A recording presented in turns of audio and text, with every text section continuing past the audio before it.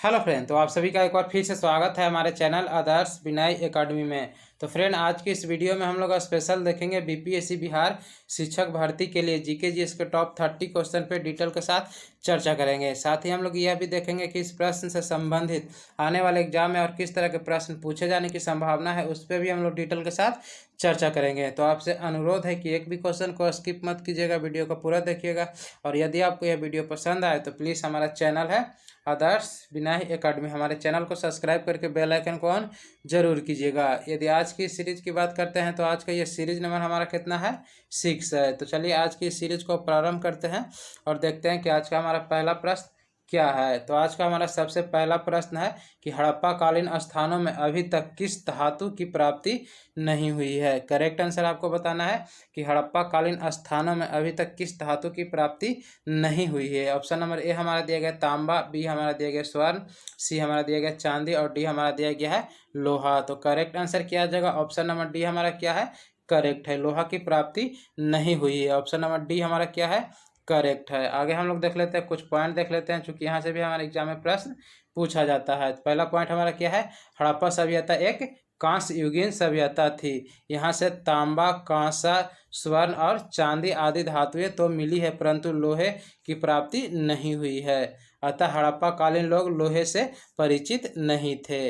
अगला पॉइंट हमारा क्या है, भारत में लौह युग का प्रारंभ उत्तर वैदिक काल लगभग 1000 ईसा पूर्व से माना जाता है। यदि पूछे कि भारत में लौह युग का प्रारंभ कब से माना जाता है, तो उत्तर वैदिक काल लगभग 1000 ईसा पूर्व से माना जाता है। ठीक है, आगे हम लोग देखते हैं दूसरा नंबर प्रश्न हमारा क्या है, महापरिनिर्वाण मंदिर कहाँ अवस्थित है। करेक्ट आंसर आपको बताना है कि महापरिनिर्वाण मंदिर कहाँ अवस्थित है, तो कुशीनगर में अवस्थित है। ऑप्शन नंबर ए हमारा क्या है, करेक्ट है। महापरिनिर्वाण मंदिर कहाँ अवस्थित है, तो कुशीनगर। कुशीनगर कहाँ पड़ता है, तो यह उत्तर प्रदेश में पड़ता है। आगे हम लोग देखते हैं तीसरा नंबर प्रश्न हमारा क्या है, चाणक्य अपने बचपन में किस नाम से जाने जाते थे। करेक्ट आंसर आपको बताना है चाणक्य का बचपन का नाम क्या था। तो करेक्ट आंसर क्या आ जाएगा, विष्णुगुप्त था। ऑप्शन नंबर सी हमारा क्या है, करेक्ट है। चाणक्य का बचपन का नाम क्या था, तो विष्णुगुप्त था। ठीक है, आगे हम लोग देखते हैं चौथा नंबर प्रश्न हमारा क्या है, निम्नलिखित में से कौन सी इल्तुतमिश के राज्यकाल में सल्तनत की राजधानी थी। करेक्ट आंसर आपको बताना है कि निम्नलिखित में से कौन सी इल्तुतमिश के राज्यकाल में सल्तनत की राजधानी थी। तो करेक्ट आंसर आपको बताना है, तो करेक्ट आंसर क्या आ जाएगा, दिल्ली। ऑप्शन नंबर डी हमारा क्या है, करेक्ट है। निम्नलिखित में से कौन सी इल्तुतमिश के राज्यकाल में सल्तनत की राजधानी थी, तो दिल्ली। ऑप्शन नंबर डी हमारा क्या है, करेक्ट है। आगे हम लोग देखते हैं पांचवा नंबर प्रश्न हमारा क्या है, निम्न में से सबसे प्रबल अपचायक तत्व कौन है। करेक्ट आंसर आपको बताना है। यहाँ पे क्या पूछा गया है, निम्न में से सबसे प्रबल अपचायक पूछा गया है कि अपचायक तत्व कौन है। तो करेक्ट आंसर क्या आ जाएगा हमारा 5 नंबर का, लिथियम। ऑप्शन नंबर बी हमारा क्या है, करेक्ट है। ठीक है, सबसे प्रबल पूछा गया है कि प्रबल अपचायक तत्व कौन है, तो लिथियम। ऑप्शन नंबर बी हमारा क्या है, करेक्ट है। आगे हम लोग देखते हैं छठा नंबर प्रश्न हमारा क्या है, हमारे शरीर में आनुवंशिकता की इकाई को क्या कहते हैं। करेक्ट आंसर आपको बताना है कि हमारे शरीर में आनुवंशिकता की इकाई को क्या कहते हैं, तो जीन कहते हैं। ऑप्शन नंबर सी हमारा क्या है, राइट है। ठीक है, आगे हम लोग देखते हैं सातवां नंबर प्रश्न हमारा क्या है, आधुनिक आवर्त सारणी में बाएं से दाएं जाने पर तत्व के आयनन ऊर्जा पर क्या प्रभाव पड़ता है। करेक्ट आंसर आपको बताना है, आधुनिक आवर्त सारणी में बाएं से दाएं जाने पर तत्व के आयनन ऊर्जा पर क्या प्रभाव पड़ता है। तो करेक्ट आंसर क्या आ जाएगा, ऑप्शन नंबर बी हमारा क्या है, करेक्ट है। आयनन ऊर्जा बढ़ता है। ऑप्शन नंबर बी हमारा क्या है, करेक्ट है। आगे हम लोग देखते हैं 8 नंबर प्रश्न हमारा क्या है, भारत में तांबा उत्पादन में प्रथम राज्य कौन है। तो करेक्ट आंसर आपको बताना है कि भारत में तांबा उत्पादन में प्रथम स्थान किसका है, तो मध्य प्रदेश का है। ऑप्शन नंबर सी हमारा क्या है, करेक्ट है। आगे हम लोग देखते हैं 9 नंबर प्रश्न हमारा क्या है, संविधान के किस भाग में सहकारी समितियों का उपबंध किया गया है। करेक्ट आंसर आपको बताना है कि संविधान के किस भाग में सहकारी समितियों का उपबंध किया गया है। तो करेक्ट आंसर क्या आ जाएगा, भाग 9 के ख में। ऑप्शन नंबर सी हमारा क्या है, करेक्ट है। भाग 9 के ख में सहकारी समितियों का उपबंध किया गया है। अगला प्रश्न हमारा, आगे हम लोग कुछ पॉइंट देख लेते हैं। संविधान के भाग 9 के ख में सहकारी समितियों का उपबंध किया गया है, जबकि भाग 9 के क में नगरपालिका का वर्णन किया गया है। आगे हम लोग देखते हैं 10 नंबर प्रश्न हमारा क्या है। आपको बताना है विद्युत ऊर्जा को ध्वनि ऊर्जा में रूपांतरण करने वाला उपकरण निम्नलिखित में कौन है। तो करेक्ट आंसर आपको बताना है। यहाँ पे क्या पूछा गया हमारा, विद्युत ऊर्जा को ध्वनि ऊर्जा में बदलने वाला उपकरण कौन है। तो करेक्ट आंसर क्या आ जाएगा, loud speaker. Option number A हमारा क्या है, करेक्ट है। लाउड स्पीकर क्या करता है, विद्युत ऊर्जा को ध्वनि ऊर्जा में बदलता है। यदि पूछे माइक्रोफोन क्या करता है, तो यह ध्वनि ऊर्जा को विद्युत ऊर्जा में बदलता है। विद्युत मोटर विद्युत ऊर्जा को यांत्रिक ऊर्जा में बदलता है, जबकि विद्युत बल्ब विद्युत ऊर्जा को प्रकाश एवं ऊष्मा ऊर्जा में बदलता है। आगे हम लोग देखते हैं 11 नंबर प्रश्न हमारा क्या है। किस भारतीय राज्य की अधिकतम सीमा म्यांमार को स्पर्श करती है।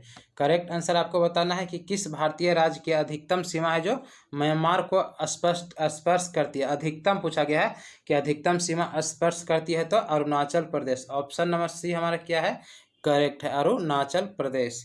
आगे हम लोग देखते हैं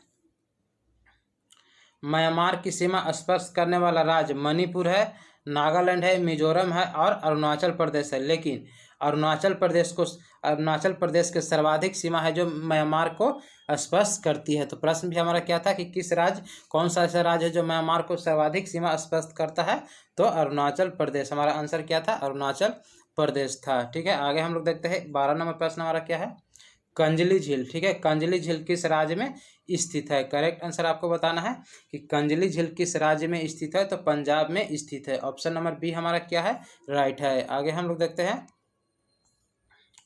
13 नंबर प्रश्न हमारा क्या है,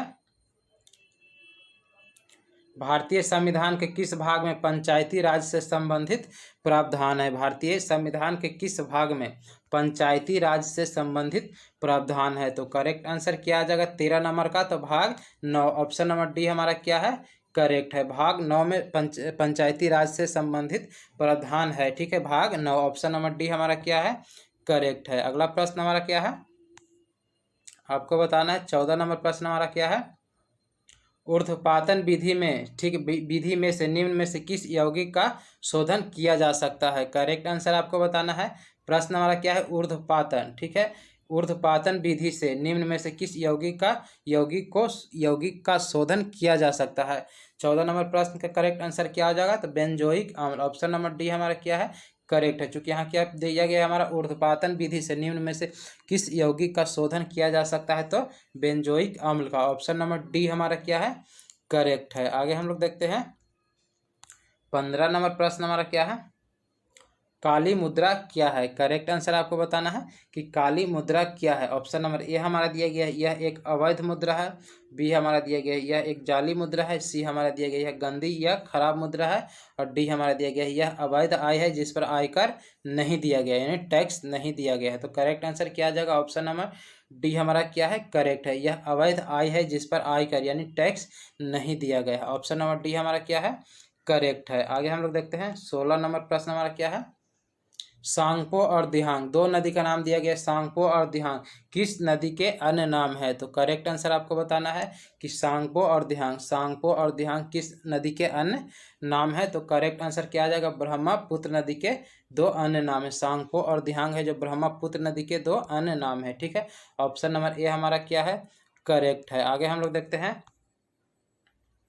ब्रह्मपुत्र नदी तिब्बत के पठार के मानसरोवर झील के पास से निकलती है। वहीं तिब्बत में, ठीक है, ब्रह्मपुत्र नदी को सांगपो कहा जाता है। कहाँ कहा जाता है, तो तिब्बत में ब्रह्मपुत्र नदी को सांगपो के नाम से जाना जाता है। सांगपो का अर्थ क्या होता है, तो शुद्ध करने वाला। ठीक है, अरुणाचल प्रदेश में ब्रह्मपुत्र नदी को दिहांग के नाम से जाना जाता है, यानी कि ब्रह्मपुत्र नदी का ही नाम क्या है, तिब्बत में सांगपो है और अरुणाचल प्रदेश में दिहांग के नाम से जाना जाता है। यदि पूछे सांगपो का अर्थ क्या होता है, तो सांगपो का अर्थ होता है शुद्ध करने वाला। ठीक है, यदि पूछे ब्रह्मपुत्र नदी का उद्गम स्थल कहाँ है, तो यह मानसरोवर झील के पास से निकलती है। आगे हम लोग देख लेते हैं 17 नंबर प्रश्न क्या है, धातुओं का वह गुण जिसके कारण उन्हें पीटकर सीट यानी चादर में परिवर्तित किया जाता है क्या कहलाता है। करेक्ट आंसर आपको बताना है कि धातुओं में वह कौन सा गुण पाया जाता है जिसके कारण उसे पीटकर चादर में बदला जाता है। तो करेक्ट आंसर क्या आ जाएगा, आघात वर्धनीयता। ठीक है, ऑप्शन नंबर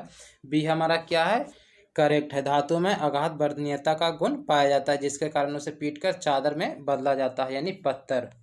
ठीक है, 18 नंबर, न्यूक्लियर त्रिज्या को अभिव्यक्त करने वाला सबसे उपयुक्त यूनिट क्या है। करेक्ट आंसर आपको बताना है, न्यूक्लियर त्रिज्या को अभिव्यक्त करने वाला सबसे उपयुक्त यूनिट क्या है। तो करेक्ट आंसर क्या आ जाएगा, ऑप्शन नंबर बी हमारा क्या है, करेक्ट है, फर्मी। 19 नंबर प्रश्न हमारा क्या है, कुछ पॉइंट देख लेते हैं। न्यूक्लियर त्रिज्या को अभिव्यक्त करने वाला सबसे उपयुक्त यूनिट फर्मी होता है, जबकि परमाणु त्रिज्या का माप एंगस्ट्रॉम में किया जाता है। यदि पूछे परमाणु त्रिज्या की माप किस में किया जाता है, तो परमाणु त्रिज्या की माप एंगस्ट्रॉम, ठीक है, एंगस्ट्रॉम में किया जाता है। आगे हम लोग देखते हैं 19 नंबर प्रश्न हमारा क्या है, लोकसभा में शून्यकाल जिसे हम लोग बोलते हैं जीरो आवर की अधिकतम अवधि कितनी होती है।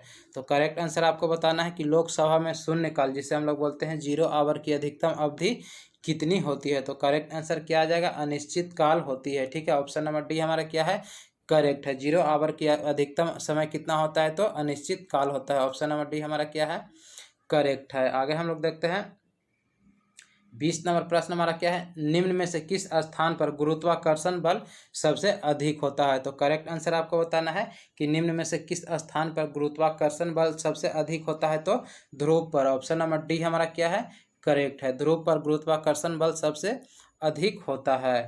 आगे हम लोग देखते हैं, पृथ्वी का गुरुत्वाकर्षण बल सबसे अधिक ध्रुव पर होता है तथा सबसे कम विषुवत रेखा पर होता है तथा केंद्र पर गुरुत्वाकर्षण बल 0 होता है यानी कि 0 होता है। ठीक है, आगे हम लोग देखते हैं 21 नंबर प्रश्न हमारा क्या है, मानव शरीर में संक्रमण रोकने में मदद करने वाला विटामिन कौन है। मानव शरीर में संक्रमण को रोकने में मदद करने वाला विटामिन कौन है। तो करेक्ट आंसर क्या आ जाएगा, vitamin A. Option number A हमारा क्या है, करेक्ट है। ठीक है, मानव शरीर में संक्रमण को रोकने में मदद कौन करता है, तो vitamin A. Option number A हमारा क्या है, करेक्ट है। 22 नंबर प्रश्न क्या है, चिली सोरा किसका सामान्य नाम है। तो करेक्ट आंसर आपको बताना है कि चिली सोरा किसका सामान्य नाम है। तो सोडियम नाइट्रेट का। ऑप्शन नंबर सी हमारा क्या है, करेक्ट है। अगला प्रश्न हमारा क्या है, सोडियम नाइट्रेट का सूत्र क्या होता है, NaNO3 का सोडियम नाइट्रेट का सामान्य नाम क्या है, चिली सोरा। 23 नंबर प्रश्न हमारा क्या है, विश्व पृथ्वी दिवस प्रतिवर्ष कब मनाया जाता है। करेक्ट आंसर आपको बताना है, विश्व पृथ्वी दिवस प्रतिवर्ष कब मनाया जाता है। तो 22 अप्रैल। ऑप्शन नंबर बी हमारा क्या है, करेक्ट है। कब मनाया जाता है, तो 22 अप्रैल को मनाया जाता है। अगला प्रश्न हमारा क्या है, 24 नंबर प्रश्न हमारा क्या है,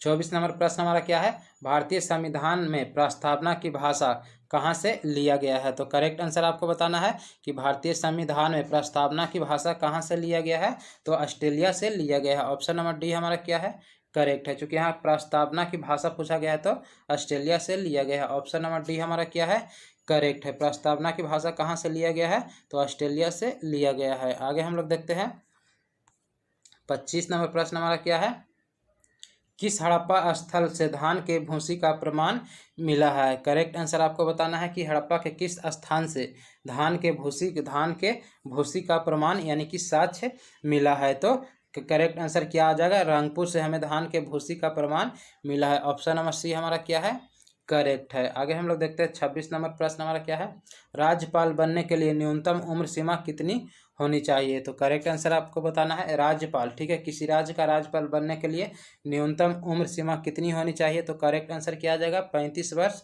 होनी चाहिए। ऑप्शन नंबर सी हमारा क्या है, करेक्ट है। किसी राज्य का राज्यपाल बनने के लिए न्यूनतम उम्र सीमा कितनी होनी चाहिए, तो 35 वर्ष होनी चाहिए। यदि राष्ट्रपति बनने के लिए न्यूनतम उम्र सीमा पूछे तो भी 35 वर्ष, उपराष्ट्रपति बनने के लिए न्यूनतम उम्र सीमा पूछे तो भी 35 वर्ष होनी चाहिए।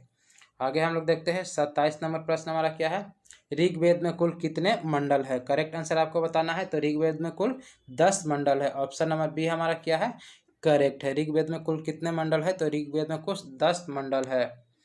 28 नंबर प्रश्न हमारा क्या है, कालीबंगा कहाँ स्थित है? तो करेक्ट आंसर आपको बताना है कालीबंगा कहाँ स्थित है। तो कालीबंगा राजस्थान में स्थित है। ऑप्शन नंबर ए हमारा क्या है? करेक्ट है। आगे हम लोग देखते हैं 29 नंबर प्रश्न हमारा क्या है? पके हुए अंगूर में निम्न में क्या पाया जाता है? करेक्ट आंसर आपको बताना है कि पके हुए अंगूर में निम्न में से क्या पाया जाता है। ठीक है, ऑप्शन नंबर ए हमारा दिया गया फ्रक्टोज, बी हमारा दिया गया सुक्रोज, सी हमारा दिया गया है गलेक्टोज और डी हमारा दिया गया है ग्लूकोज। तो करेक्ट आंसर क्या आ जाएगा 29 नंबर का? तो उसमें ग्लूकोज पाया जाता है। ऑप्शन नंबर डी हमारा क्या है? करेक्ट है। चूंकि पके हुए अंगूर पूछा गया है तो पके हुए अंगूर में ग्लूकोज पाया जाता है। ऑप्शन नंबर डी हमारा क्या है? करेक्ट है। आगे हम लोग देखते हैं 30 नंबर प्रश्न हमारा क्या है? उच्चतम आयतन, ठीक है, उच्चतम आयनन ऊर्जा वाला तत्व निम्न में कौन है? तो करेक्ट आंसर आपको बताना है कि उच्चतम आयनन पूछा गया है कि उच्चतम आयनन वाला तत्व निम्न में कौन है। तो करेक्ट आंसर क्या आ जाएगा? तो ऑप्शन नंबर बी हमारा क्या है? करेक्ट है, हीलियम आ जाएगा हमारा। यहाँ पे क्या पूछा गया है? उच्चतम आयनन वाला तत्व कौन है निम्न में? तो हीलियम है। ऑप्शन नंबर बी हमारा क्या है? करेक्ट है, हीलियम। चूंकि क्या यहाँ प्रश्न हमारा क्या है कि उच्चतम आयनन वाला तत्व निम्न में कौन है? तो हीलियम है। ऑप्शन नंबर बी हमारा क्या है? करेक्ट है। आगे हम लोग देखते हैं। तो फ्रेंड ये था आज का टॉप 30 क्वेश्चन जिस पे हम लोग डिटेल के साथ चर्चा की। आज का ये सारा प्रश्न प्रीवियस ईयर का प्रश्न था जो एग्जाम में बार बार पूछा जाता है। तो उम्मीद करते हैं कि आपको यह वीडियो पसंद आया होगा। अगर ये वीडियो आपको पसंद आया होगा तो प्लीज़ हमारा चैनल है आदर्श विनय एकेडमी, हमारे चैनल को सब्सक्राइब करके बेल आइकन को ऑन जरूर कीजिएगा। तो फ्रेंड आज के लिए इतना रहने देते हैं, फिर मिलते हैं अगले वीडियो में। तब तक के लिए जय हिंद।